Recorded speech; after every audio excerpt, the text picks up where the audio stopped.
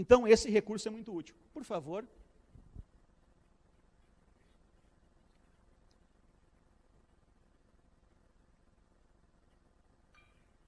Pessoal, uma outra coisa muito comum que acontece com as pessoas é as pessoas serem reféns de mitologia grega. Ou seja, olha só, tem alguns que dizem assim, aquele empresário prosperou, está roubando, está fazendo alguma coisa, né? Está fazendo alguma coisa ilícita, não é possível que ele esteja trabalhando e conquistando. Olha, às vezes sim, mas às vezes também não. Só que no momento em que você olha para alguém e comete um erro mitológico, e olha, muitas vezes, uma vez eu ouvi isso de um pastor lá numa outra cidade, e daí eu falei, olha aqui, está escrito, né, isso aqui, por que nós... Não, mas espera aí, esse ali era o personagem fulano de tal das escrituras. Sim, mas Jesus falou que quem crer as mesmas obras que ele faria, outras maiores fará. Vamos crer, né? Se ele quiser fazer ou não, a glória dele é com o Senhor, não é comigo. Muitas vezes nós nos excluímos com essa mitologia grega, com esse negócio de achar que alguém que tem uma habilidade lá, ou que tem um recurso, um conhecimento, ou algum tipo de resultado ou conquista, é um semideus, é mais do que nós ali. Não, mas espera aí, você é você, não, como é que eu vou ser igual a você? Não, o pastor, pelo amor de Deus, pastor está no outro nível, ele está santo assim, se vocês olharem bem de pertinho, você vê que ele flutua, ele nem caminha. Né? Então, isso... Oi? Irmãos, esse conceito, ele exclui você. No momento em que você dá um significado a alguém que consegue um resultado e você acha que ele consegue porque ele é mais do que você, isso é um tipo de mitologia grega. E isso exclui você. Só para vocês terem uma ideia, a sociedade hoje com esses ídolos, né, esses artistas, ela acaba criando algo completamente absurdo e mitológico. As pessoas se matam para conseguir encostar a mão em alguém. E não vou dizer outras figuras ainda aí religiosas, né? Então isso é mitologia grega, isso não tem nada a ver com o cristianismo. O maior entre nós é servo de todos, e pessoas que são líderes de verdade não tem problema de andar junto com o povo, não tem problema. Jesus, por exemplo, Jesus ficava lá num pedestal lá em cima e ninguém podia chegar perto, certo? Então, todo mundo lá embaixo, ele distante, porque afinal de contas, ele era o Messias. Não, ele andava lá no meio do povo, ele interagia, ele ia na casa das pessoas, ele comia junto. Quer dizer, não é dessa maneira, ok? Então, irmãos, para que haja influência, por exemplo, o que é a liderança? A liderança é influência. Você quer influenciar as pessoas, você quer acessibilizar o reino de Deus? Não se exclua, não se desempodere. Uma outra coisa importante também, que é muito comum na sociedade, é usar o porquê como justificativa. Por exemplo, sabe como é que é o nome da pessoa que usa o porquê como justificativa? Derrotado. Por quê? Olha lá, né? Tem uma situação adversa. Não dá, por quê? Aí começa, não, o problema na minha casa é minha mulher, eu não consigo ser feliz por causa da minha mulher, não consigo ser feliz por causa do meu marido, da minha mãe, do meu pai, do meu tio, não consigo ir para frente por causa da Dilma, do chinesinho, do meu patrão. Quer saber, irmão? Quando você usa o porquê como justificativa, você vai se tornar um derrotado. E Deus não tem nada a ver com isso, é problema teu. Sabe o que pessoas de sucesso fazem? Elas assumem responsabilidades. Elas, quando olham para um obstáculo, elas fazem a pergunta, o que eu preciso fazer para superar esse obstáculo? O que eu tenho que fazer para melhorar meu relacionamento lá com o meu cônjuge, com o parente, no meu trabalho? Elas assumem responsabilidade. Quem usa o porquê como justificativa vai ser derrotado. Ou seja, o poder que... Oi? Eu vou chegar lá. Isso, eu vou ensinar como se usar o cérebro. Obrigado, pastor. Então, as pessoas que usam o porquê como justificativa, elas pegam o poder que elas têm para transformar o mundo da sua volta e colocam no lixo. Passam a ser derrotados. E é problema teu. Depois não adianta dizer, Deus não tem nada a ver se você simplesmente abriu mão da tua responsabilidade. Ok, irmãos? Por favor. Olha só que interessante. O líder do passado, uma frase de Peter Drucker, pai da administração moderna. O líder do passado sabia as respostas. O líder do futuro sabe perguntar. Mais um, por favor. Mais uma apertadinha. Obrigado. Olhem para a mão de vocês. Quem conhece essa, quem já viu minha palestra, não brinca, né? Quem não conhece, olha para a mão de vocês aí. Quem já viu o Falaf pedindo para fazer isso, em alguma palestra ou assistiu pela internet, alguma coisa, não responde. Mas quem não ouviu ainda vai responder uma pergunta para mim. Olha para a sua mão. A tua mão é tua amiga ou tua inimiga? Amiga? Quem falou? Quem? Tá certo. Mais alguém que acha que ela é amiga? Alguém acha que ela é inimiga? Tá, então, deixa eu fazer uma pergunta. Se você fechar bem fechada a sua mão e decidir se dar um soco bem dado no seu nariz, ela obedece ou não? Então, ela não é sua amiga, não é? Não é, não. Quer ver uma outra coisa? Para vocês entenderem melhor a ideia. Por exemplo, está quebrado isso em nome de Jesus, mas para vocês entenderem a brincadeira. Eu estou infeliz. Né? Aí, eu digo assim, olha irmão, assim, ó, eu estou chateado, estou infeliz, estou frustrado, e eu queria me matar, mas eu não tenho coragem. Eu comprei uma arma, você me dá um tiro, por favor? Você me mata? Quem de vocês me dá um tiro aí? Hã? Ele lá. Ó, não, vocês não fariam isso, certo? Pode ser que esse ali. Mas só para você entender. Não, vocês não me dariam um tiro, vocês iriam me ajudar, vocês iriam orar comigo, me levar para um médico, vocês iriam me ajudar, não é? Então, no particular é ruim, né? Mas então, vocês são meus amigos, vocês querem o meu bem. Pessoal aqui comigo. Vocês são meus amigos, não é? Vocês querem o meu bem, vocês não fariam isso, não é? Vocês iriam me ajudar. A mão de vocês não tem um pingo de respeito por vocês. A mão de vocês, se você botar a arma lá e apertar o gatilho, ela até dá o tiro mesmo. Não está nem aí contigo. Moral da história. A mão de vocês não é nem sua amiga, nem sua inimiga. Ela é só sua mão. Qual é a brincadeira por trás desse princípio? É que o teu pé também não é, teu pé não é, e nem teu cérebro.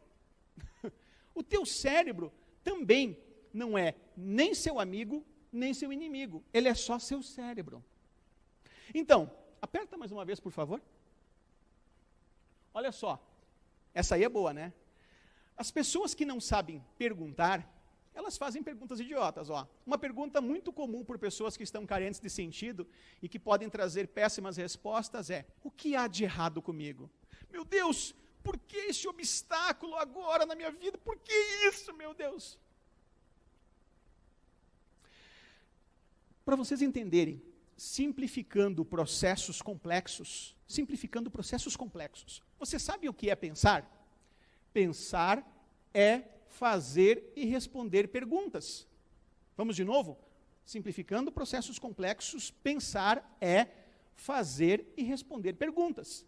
Pergunta, quem ouviu falar aquela pergunta idiota, pergunta tola, resposta idiota, né? O cérebro de vocês é assim. O cérebro de vocês, ele é uma máquina de fazer conexões. E, na verdade, só para vocês entenderem, o cérebro de vocês não sabe a diferença entre certo e errado. O cérebro de vocês não sabe a diferença entre sim ou não. Quem é que sabe? O eu, você. Você sabe. O teu cérebro não. Quer ver? Eu vou pedir uma coisa para o teu cérebro agora, em momento algum, tá? Mas para vocês entenderem. Não pense em hipótese alguma num coelhinho branquinho desse tamanho. Não pense. Né? Então, o cérebro de... entendeu? O cérebro de vocês, ele é uma máquina de conexões. E ele resgata o que você arquivou nele. E, na verdade, só para vocês terem uma ideia, nem memória existe, tá? Não existe memória. De acordo com as novas teorias aí, existe uma reedição.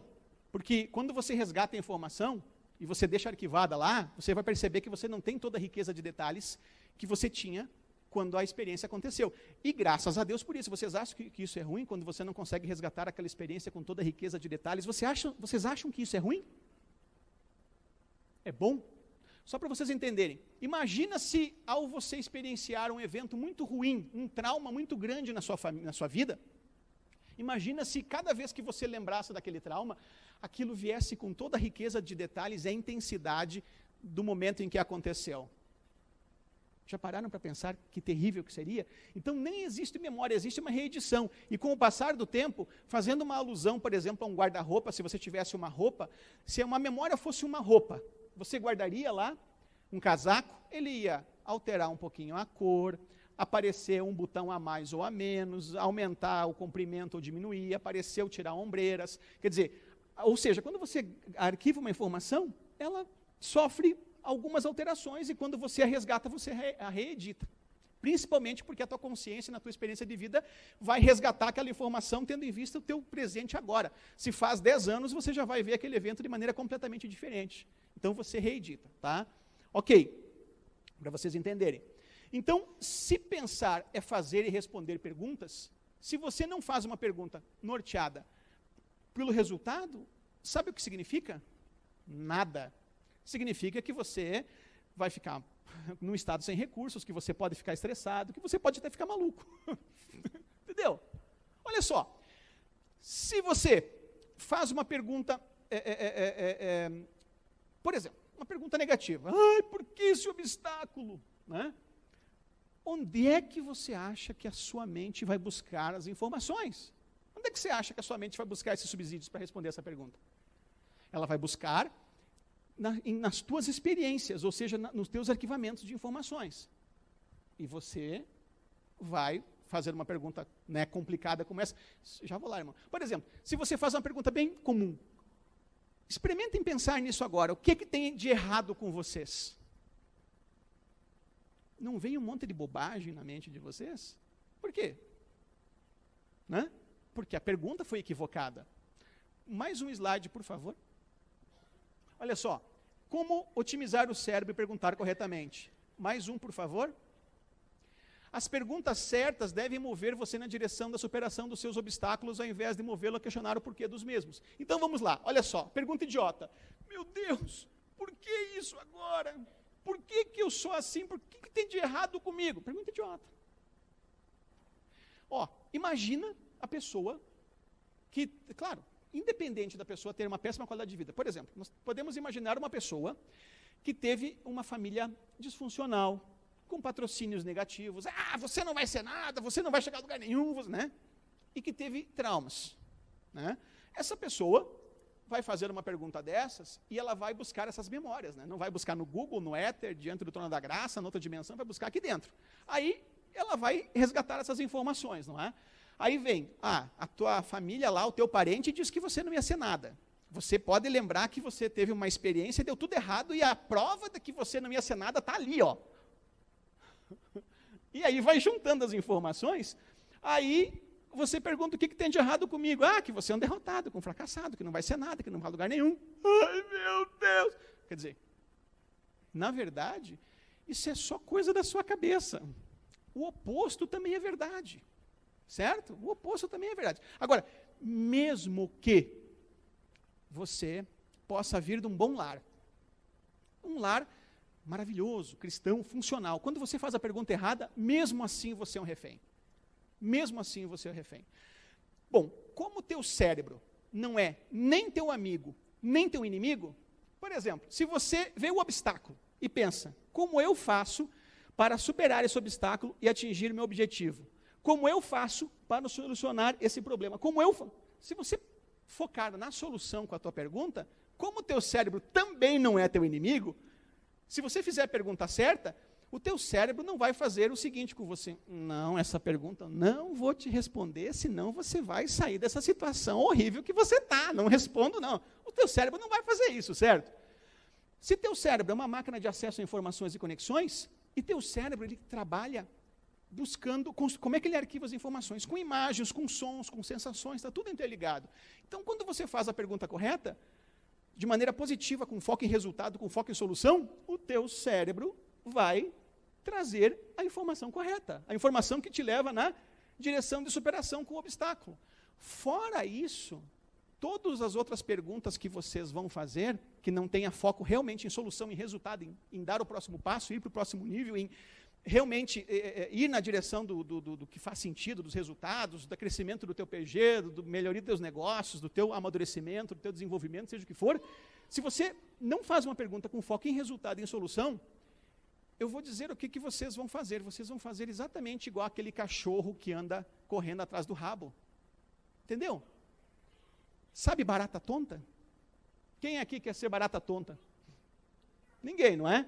Então, sabe qual é o problema? O problema é que nós temos uma ferramenta extraordinária que Deus nos deu, que é o nosso cérebro, e nós não sabemos usar. Nós não sabemos usar o cérebro. Então, sempre as perguntas devem mover na direção da superação, do próximo nível, do próximo passo. A pergunta com foco em solução. Se a pergunta não for com foco em solução, você vai parecer, desculpa o adjetivo, mas, irmãos, é condicionamento, um idiota, um maluco, um burro. Entenderam? Ok? E ninguém quer ser isso, né? Ainda mais que Deus nos deu essa maravilhosa ferramenta, Deus nos fez idôneo, apto, capaz, certo? Quem é que pode falar, irmão?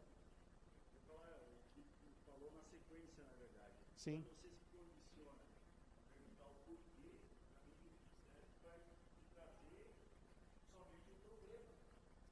Porque a pergunta foi essa. O porquê do problema, por conta da frustração, da coisa errada, etc. Exato. Então vai trazer isso à tona. Vai trazer o problema quando, na verdade, o foco não deveria ser o problema. Porque o problema já existe e ele está ali presencial. Sim.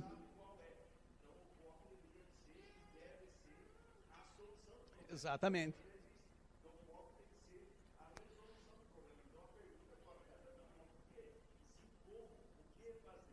Exatamente, irmão. Muito bem. Entenderam, irmãos? É isso aí. Só que uma coisa interessante.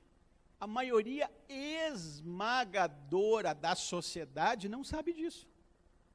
Quantas pessoas você, alguma vez, talvez o irmão aqui saiba, talvez mais um que outro, mas a maioria esmagadora das pessoas experienciam estado sem recursos, depressão, experienciam ansiedade generalizada e outros tipos de ansiedade, porque não conseguem sair desses estados sem recursos. Por quê? Porque não sabem perguntar com foco em saída, em solução, em resultados, no próximo passo.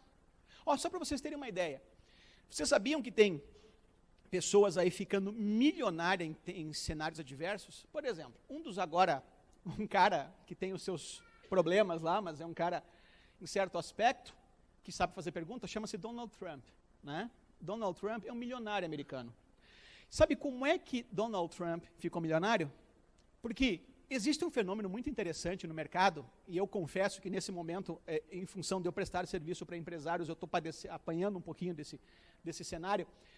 Existe um fenômeno chamado estouro da boiada na economia. Sabe o que é estouro da boiada? É um fenômeno que é o seguinte: acontece uma intempérie no mercado, acontece o que alguns chamam de crise. Alguns segmentos, em função de algumas mudanças de mercado, passam adversidades até que eles foquem em solução. Mas a grande maioria não está passando crise e corre tudo na mesma direção. O nome disso é fenômeno estouro da boiada. E sabe por que acontece o fenômeno estouro da boiada? Porque as pessoas não sabem pensar. Não sabem. Às vezes pensam um monte de bobagem. É uma coisa importante, bem colocada, irmão Sagaf, que na verdade, assim, não pensar não é uma opção do ser humano. Não é. Mesmo que você não queira que passe nenhum tipo de informação na sua mente, existe um fenômeno chamado alto fluxo, que invariavelmente fica passando conexões, informações da sua mente, independente se você querer ou não, né? Ok? Quando você dorme, o eu está dormindo, mas você sonha, porque o fenômeno continua. Ok? Não pensar não é uma opção. Ou você, é bem simples assim, imagina que que os seus pensamentos são um carro. Você tem duas opções. Ou você passa como coadjuvante, sentado no banco de trás e batendo em tudo que é lugar, porque ele andando está andando, ou você assume o volante. Então não dá para você dizer assim, vou sentar no banco de trás e não vou dirigir. Cara, é a sua vida. São os seus resultados, é o seu cérebro, é a sua mente. Não dá. Então, pensar é isso aí. Se você não tem a pergunta com foco em solução, você não tem nada. Lembrando que eu falei do Donald Trump. Então, para fechar, todos os outros, na época da depressão, na época das crises que tiveram nos Estados Unidos, pensavam assim, que hoje é igual, tem gente ganhando muito dinheiro agora. Olha, o que eu preciso fazer para não perder o que eu tenho? Sabe o que ele perguntava? Como eu posso, em meio a essa situação adversa, em meio a essa recessão, ganhar dinheiro? Então, alguns, o que eu faço para sobreviver a isso? Outros, como eu faço para prosperarem em meio a essa situação adversas. Só para vocês terem uma ideia, eu fui testemunha de Jeová. E lá, uma das maneiras que eles usam para converter a gente é ser bem apocalíptico, né? Ai, vai acabar a reserva de lixo, vai acabar a água, vai acabar... Irmãos, ó, só para vocês saberem, ó, problema é oportunidade. Aqui, não vou longe, 100 quilômetros daqui, em Erechim, tem uma multinacional que eu prestei serviço lá, que trouxe um chinês que consegue transformar uma quantidade extraordinária de lixo num pouquinho assim de matéria totalmente inodora, insalubre, e elimina muito lixo lá para que nós possamos limpar o meio ambiente. Problema é oportunidade. Água, não vai ter mais água. Israel dessaliniza a água. Tem pessoas lá no Japão, na China também, que agora construíram para baixo da terra e para cima da terra prédios enormes lá de cultivo de alimentos. Quer dizer, irmãos, nós não podemos ser passivos. Às vezes, os problemas são oportunidades que nós temos ali de prosperar, de solucionar esses problemas e ganhar dinheiro com isso. Entenderam, irmãos? Nós temos a oportunidade de avançar em meio aos cenários adversos. Então, olha, é interessante, é uma coisa importante, pastor, isso. Algumas vezes já ouvi empresários e alguns líderes dizendo que não iam para a igreja por duas coisas. Uma, claro, por avareza, né, que diz que isso em outra cidade eu ouvi, né, em outra cidade, não foi aqui. Que não ia para a igreja porque daí o pastor ia se encarnar nele. Né? Mas uma outra coisa que eu ouvi, e na verdade no evangelho não é isso, né? A gente sabe que tem isso por aí, mas aqui nós trabalhamos com a graça de Deus, com a oração, com o Espírito Santo, e a pessoa tem o tempo dela e às vezes também o livre-arbítrio de querer ou não, né? E nós não somos o Espírito Santo. Mas uma outra coisa importante que eu ouvi de algumas pessoas é que eu não vou para a igreja porque senão a igreja me aliena. Em alguns aspectos, algumas ênfases, algumas maneiras, muitas vezes, de ensinar as Escrituras, acabam realmente dando esse precedente. Porque, muitas vezes, algumas maneiras de dar o ensinamento faz com que nós nos coloquemos como coadjuvantes, à margem das possibilidades, e nos coloquemos em cárceres de impossibilidades, sendo que problema é oportunidade. Lembra do rei Davi? Lembra do rei Davi? Quer prosperar? Procure Golias, encontre-o e mate-o. Qual é o maior problema, a coisa que você mais teme, é mais difícil? Procura ele, vai lá e mata ele, pô. Ok, mas para isso você precisa assumir uma posição ativa e não passiva, não ser refém. Por exemplo, você sabe por que o leão é o rei da natureza? Alguém sabe? O leão é o maior animal da natureza? É o mais forte?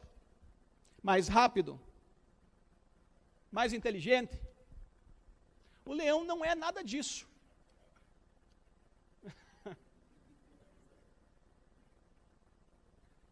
Exatamente. Olha só. Olha, de novo, não é o mais rápido, não é o mais forte, não é o mais inteligente, não é o mais nada. Mas é o rei da natureza. E sabe por quê? Porque ele vê um paquiderme de 4 toneladas, um elefante lá, e ele pesando 200 quilos, o cara pesa 4 toneladas, ele pesa 200 quilos. Ele olha para aquele bichão e pensa assim, lanche.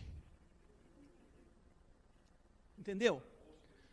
Exatamente. Então, qual é a grande sacada do leão? Crença, software. Irmãos, gravem isso. Para nós cristãos, problema, a partir de agora, é lanche. Ai, que problemão! Lanche. Olha que interessante. Todo mundo foge de problemas. Quem for na direção deles para solucioná-los, prospera. Ministerialmente, profissionalmente, em todas as áreas. Quem for na direção dos problemas para solucionar, prospera. Porque problema é lanche. Entenderam, irmãos? Entenderam? Por favor, mais um slide. Crença, o nascimento da excelência. As crenças são os fundamentos da ação. As crenças são as regras da sua vida. Se você quiser saber o que uma pessoa acredita, observe o que ela faz e não apenas o que ela diz crer. Lembra o que Cristo falou? Pelos seus frutos os conhecereis. Interessante, né? Jesus também disse assim, a boca fala do que o coração está cheio. Mas, na verdade, parafraseando as Escrituras, eu diria o seguinte, que não só a boca fala, os teus braços, teu corpo, as tuas atitudes, tudo se move na direção do que está cheio do teu coração. Por quê? Porque crença é programa. Crença é programa. E às vezes nós temos crenças ali que nos limitam. Mas de onde tiramos nossas crenças? Do ambiente. Tiramos nossas crenças da mídia, de notícias equivocadas sem fundamentação, de explicacionistas.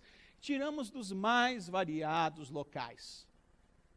Deixa eu fazer uma pergunta para vocês. Vocês já viram alguém dizer assim, hoje eu estou para baixo, eu estou deprimido, eu estou frustrado, eu estou angustiado, e eu já sei, para curtir a minha deprê, eu vou chegar lá em casa e vou ler um livro de autoajuda, um livro sobre uma biografia de um homem ou de uma mulher de sucesso. Quem já ouviu alguém fazer isso? Não. Você ouviu a pessoa falar que ia ler, não um livro de autoajuda. Mas então a pessoa não está mais com problema. Certo? Obrigado, irmão. Por quê? Porque tudo é recurso. Às vezes nós lemos livros, biografias, se eu descubro como um executivo fez para lidar com certas intempéries e com certas situações adversas, aquele mapa, aquela crença, a maneira como ele solucionou aquele problema, é útil para mim. Tem ótimos livros cristãos, bons, tem livros também, algumas biografias de homens e mulheres de sucesso que valem a pena. Por quê? Porque ali você tem recursos, ali você tem ideias, você tem crenças. Olha, numa situação como essa, eu tive essa ideia. Aquilo pode ser um recurso, pode ser uma crença que vai fazer com que você supere obstáculos. Lembrando sempre, o objetivo dessa palestra hoje é fornecer recursos. É claro que o tempo é curto, é claro que é só alguma coisinha que eu estou dando para vocês, dentro de um período de uma hora e pouco, mas entendam, irmãos, que existem bons recursos em diversos locais. Saber transformar um sonho num plano de ação com planejamento, saber solucionar um problema, saber ter uma crença, como eu falei agora, aquela crença que todas as coisas cooperam para o teu crescimento, são muitas as possibilidades de você adquirir um recurso. E outra coisa importante, como nenhum de vocês aqui é semideus, nós somos criaturas, às vezes, para que vocês possam ampliar a inteligência emocional de vocês, eu quero dar uma ideia muito boa. Tem algumas pessoas que, de repente, numa certa área da vida dela, ela não tem ótimos resultados. Mas, de repente, tem um irmão, uma irmã, ou talvez até uma pessoa de fora, que em certa área da vida dela, ela tem uma estratégia bem efetiva. Vocês não podem modelar comportamentos, né, que são avessos às Escrituras e nem que tem, digamos, às vezes a pessoa tem um comportamento extraordinário nos negócios, mas péssimo na família, péssimo com as pessoas, né?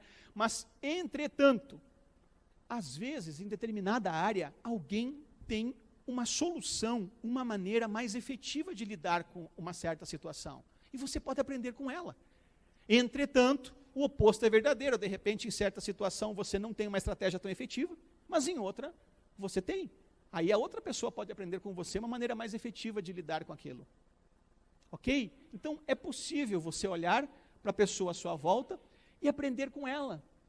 Como é que você lida com essa situação? Não, eu ajo dessa maneira. Agora, entretanto, às vezes a outra pessoa, em certo contexto, em certa situação, ela tem um recurso, um conhecimento, uma técnica, uma ferramenta, alguma coisa melhor do que você tem para solucionar aquele impasse. Ok? Isso é mais uma ideia para que vocês ampliem a inteligência emocional de vocês, sabendo que a experiência de vocês é tão legítima como a da outra pessoa do seu lado, mas sabendo também que ninguém aqui é semideus. A maneira como você dá significado à realidade é só a tua. Não é a verdade, é a tua verdade. Lembrando sempre que se existe realmente uma verdade, a verdade é Cristo. E há, né? Se existe, não há. Mais um, por favor. Lembrando mais uma coisa importante, os eventos possuem um significado que você dá a eles. Uma coisa interessante lá no teu PG, na sociedade, em qualquer lugar que você estiver. A pessoa diz assim, perdi meu emprego. Ai, meu Deus, pobrezinho. Não, eu estou feliz, agora eu vou para um emprego melhor. Os eventos possuem o significado que você dá a eles, né? Olha só, para que você possa ajudar alguém, a primeira pergunta que você deve fazer, se ela relata algo para você, é: como você se sente em relação a isso? o que isso significa para você. Por quê? Porque daí você pode descobrir que a maneira como ela dá significado àquela experiência é completamente diferente da sua. E se você quer ajudá-la, você tem que partir, em primeiro lugar, da ótica dela, do ponto de vista dela. Então, a primeira pergunta, como você se sente em relação a isso? O que isso significou para você? A partir desse ponto você consegue intervir. Se não, não. Espera aí que eu vou te falar um negócio. Às vezes você enche a pessoa de um monte de coisa que não tem nada a ver lá e não disse nada. Então, entendam isso, tá? O que isso significou para você? Como você se sente em relação a isso? A partir desse ponto você intervém. E ajuda, contribui, cita as escrituras e no teu trabalho também auxilia a partir dali. Ciclo das crenças. Olha só. Tinha aqui o laser, né? Olha só que interessante. Ó. Ciclo das crenças. Uma crença gera uma atitude, que gera resultado, que gera potencial para mais crenças, né? E assim. Então, para vocês entenderem. Uma derrota leva a outra derrota. Um abismo leva a outro abismo. Um fracasso a outro fracasso. O oposto é completamente verdadeiro também. Olha só. Um sucesso gera outro sucesso. Desculpa, irmão. Pode me ajudar aí? Apertei alguma coisa aqui. Entenderam, irmãos? Então, um sucesso. Olha só, por quê? A pessoa tem uma crença de que ela pode conquistar, que ela pode vencer, que ela pode evangelizar, seja o que for. Aí gera atitudes, porque afinal de contas, crenças são programas, que gera resultados, evidências, você tem prova que é possível, que gera potencial para mais crença. Então, um abismo, uma derrota, um fracasso gera outro fracasso, assim como um sucesso gera outro sucesso, e é problema teu. Deus não tem nada que ver com isso. Deus não tem nada que ver. Se você simplesmente olha para a pessoa ao seu lado, se você olha para os eventos e dá o pior significado possível e se coloca numa situação à parte, limitante, frustrante, é problema teu. Entendeu, irmão?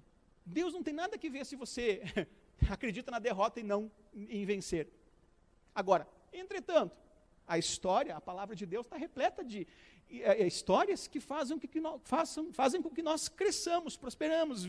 Vemos que, por exemplo, Davi é um excelente exemplo. Todas as escrituras são inspiradas e proveitosas para nos orientar, para nos repreender, certo? Tem experiências de sucesso, tem experiências que nem o pastor pregou recentemente sobre Sansão, que mostram o que é que nós não devemos fazer para que não possamos cair em laço. Toda a escritura é proveitosa. Ok? Por quê? Porque não é o teu passado que determina o teu futuro, é onde você foca o significado que você dá, o que você está focando, é atitude em relação a isso. Entenderam, irmãos? O problema é teu. Deixa eu contar uma engraçada para vocês. Atendi uma cliente empresária lá em Passo Fundo. Aí, ela foi almoçar comigo e disse assim, Luiz, eu tenho uma amiga que ela é exageradamente otimista. E eu disse assim, mas por quê? Olha, um dia eu passei na casa dela, e daí estava um tempo assim nublado, meio frio, meio chuvoso, e daí ela entrou no meu carro e eu falei assim, que tempinho, né? Vamos chamá-la de Maria. E daí essa amiga disse assim, lindo, né, Maria? Lindo, lindo, lindo, lindo. Daí ela ficou pensando assim, diz ela que começou a olhar para o céu, começou a achar bonito, né? Mas ficou pensando, mas essa minha amiga é demasiadamente otimista. Pensou ela, e depois ela me falou. Aí eu disse para ela o seguinte, deixa eu fazer uma pergunta para você. A sua amiga, por um acaso, é muito mais bem-sucedida que você, tem muito mais prosperidade que você, é muito mais feliz? Ela... Entendeu? Por quê? Porque ela consegue sair rapidamente de estado sem recursos, ver o lado bom das coisas, ver o que ela pode aprender, ela avança, ela tem a melhor interpretação possível do mundo à sua volta. Irmãos, nós precisamos ter isso também. Quando que a pessoa pode ser otimista de maneira equivocada? Quando ela é inconsistente. Quando ela é uma sonhadora que não age na direção da realização de nada. E olha, muitas vezes, e eu passei por isso, tá? Eu passei por isso. A primeira igreja que eu frequentei 6 anos foi uma igreja presbiteriana, e depois também um bom tempo na Batista, mais de 6 anos em Batista. No início, a gente bem intencionado, havia uma intenção positiva por trás da minha crença limitante, vamos falar já já disso. Mas entendam isso, às vezes bem intencionado, às vezes realmente querendo servir a Deus e fazer o meu melhor para o Senhor, eu tinha uma interpretação equivocada. Achava que as coisas é só você orar que Deus vai te dar, e ficava completamente passivo, sem agir, sem marchar, sem, né? Olha, não estou dizendo que Deus não é Pai e que não pode nos abençoar, Ele dá muitas coisas, Ele presenteia, sem dúvida, amém. Mas, entretanto, se nós olharmos as Escrituras, todas as vezes que os homens e mulheres de Deus ali buscaram o Senhor, Deus deu uma direção, mas quem teve que marchar era a pessoa. Olha Davi, Davi, um homem segundo o coração de Deus. Devo lutar contra aquela nação? Vai, já te dei a vitória. Quando ele ia lutar, ele não ficava assim, tá, peraí, eu só vou dar uma espadinha, vai cair todo mundo. Não, ele ia lá e dava o melhor dele. Então, focar, agir, marchar, é responsabilidade nossa. E eu tinha esse equívoco de imaginar que era só orar e daí ficar esperando Deus agir, não acontecia nada. Ok? Então, mas na verdade, talvez não fosse culpa do pastor, a culpa fosse minha, de ter entendido dessa maneira as Escrituras. Eu que não tive uma interpretação correta. Por favor, próximo. Duas pressuposições muito importantes. Quanto tempo nós temos ainda, pastor? Estou meio me empolgando. Oi? Já deu tempo? Tá no fim, irmãos. Não vou poder. Passou rápido demais, né? Vamos lá. Eu vou falar 2, 3 coisinhas para fechar aqui. 2 pressuposições muito importantes dentro da autogestão. Olha só que interessante, gravem isso, isso é um recurso muito útil para vocês. Todo comportamento possui uma intenção positiva. Todo o comportamento possui uma intenção positiva. Toda crença limitante possui uma intenção positiva. Todo comportamento indesejado possui uma intenção positiva. Ok? Quer ver uma coisa? Para vocês entenderem a gravidade disso e a amplitude disso. Um pai, só para vocês, é impactante, mas para vocês gravarem. Um pai, e não acontece uma vez só, aconteceu, de volta e meia acontece, um pai bom, provedor, protetor, bem intencionado, um pai, realmente um pai amoroso, um pai maravilhoso. Um dia, entra em casa, bêbado, e decide matar os filhos, matar a mulher e se matar. Já viram isso nas notícias, não é? Esse pai deixou no mapa dele de ser um bom pai? Não. Por quê? Olha só que interessante, olha a crença. Olha, eu fali, eu tive problemas, eu não sei como solucionar esses problemas, eu não consigo ver saída, então eu vou, para proteger minha família de vergonha, de sofrimento, de passar necessidade, eu vou matar todo mundo, vou me matar. E daí eu vou criar coragem, vou beber para isso. Olha só, havia uma intenção positiva, mas ele não tinha uma estratégia tão efetiva, certo? Para poder ajudar a sua família e tomar uma decisão horrível. A todo o momento nós tomamos péssimas decisões com uma intenção positiva. A todo momento você toma péssimas decisões com uma intenção positiva. Qual é a chave da mudança? A chave da mudança é você entender a intenção positiva por trás do comportamento indesejado e oferecer uma estratégia mais efetiva. Vamos de novo? A chave da mudança é você entender qual a intenção positiva por trás do comportamento indesejado e ofertar uma estratégia mais efetiva. Se você entender a intenção positiva, e você, então, vê, porque o que acontece? Esse pai não tinha recursos. A todo momento nós vemos pessoas que não têm recursos. A todo momento nós vemos pessoas que, para poder mover as pessoas, os seus filhos, a sua família, ou no seu trabalho, os seus liderados, a todo momento nós vemos pessoas que, como não têm recursos, são grossas, reativas, às vezes ignorantes, às vezes saem do sério, se estressam. A todo momento nós vemos péssimas ações, mas, volto a dizer, a menos que a pessoa seja um completo psicopata, porque um psicopata não vai perguntar para ele qual tem.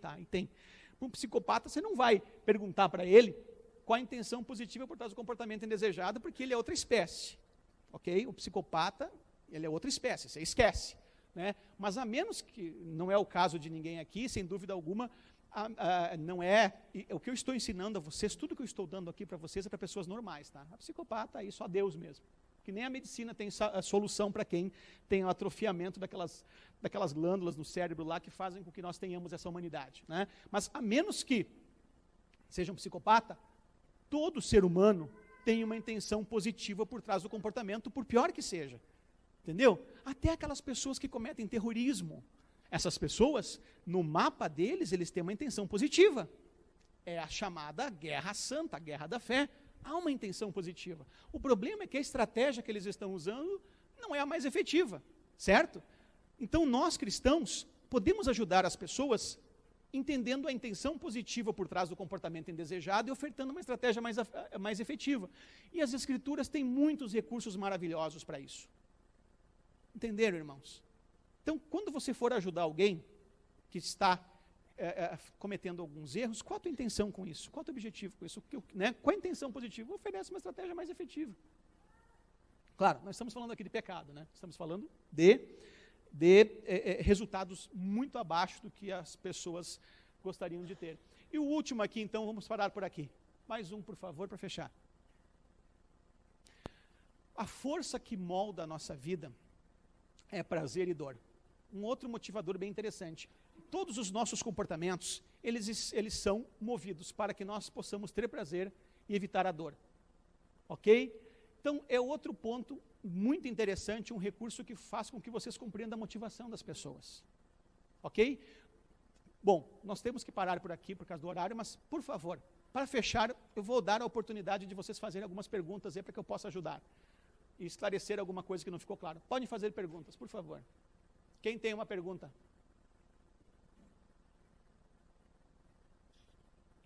Ninguém tem pergunta mais? Todo mundo entendeu bem?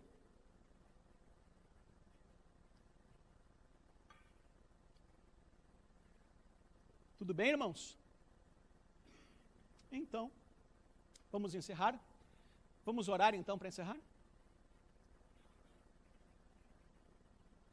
Olha, depois, se mais alguém quiser tirar alguma dúvida, precisar de alguma coisa, estamos à disposição de vocês aí, tá? Oi?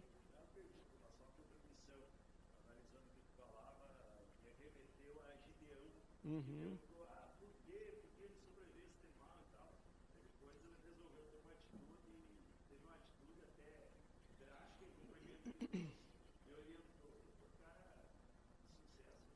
Amém. Obrigado, irmão. É verdade. Deus abençoe. Pastor, você não quer falar mais, né? Eu vou orar, depois o pastor vai encerrar ainda, tá? Pai, em nome do Senhor Jesus, Pai, nós te agradecemos por esse dia, te agradecemos pelo que o Senhor nos tem aberto entendimento. Capacita-nos, Pai, para que nós possamos glorificar o Teu nome, servir a mais pessoas e também, Pai, glorificar o Teu nome ganhando almas, estendendo o Teu reino e acessibilizando, Pai, mais e mais esse reino às pessoas lá que estão perdidas e que não têm a salvação em função de não Te conhecerem como Senhor e Salvador. Pai, dá visão, habilidade, sabedoria aos irmãos aqui, porque sabedoria, Pai, o Senhor tem prazer de dar. E nos dê também visão de qual conhecimento buscar para que nós possamos prosperar em todas as áreas, principalmente também na área espiritual. Em nome de Jesus, Pai, desejar todo o poder do inferno, todos os nossos inimigos espirituais, decreto destruídos, subjugados, aniquilados e digo fora, em nome de Jesus, cobre-nos com Tua graça, Pai, que nós possamos, Pai, ouvir a Tua voz e ser realmente ovelhas do bom pastor para a glória do Teu nome, em nome de Jesus. Amém.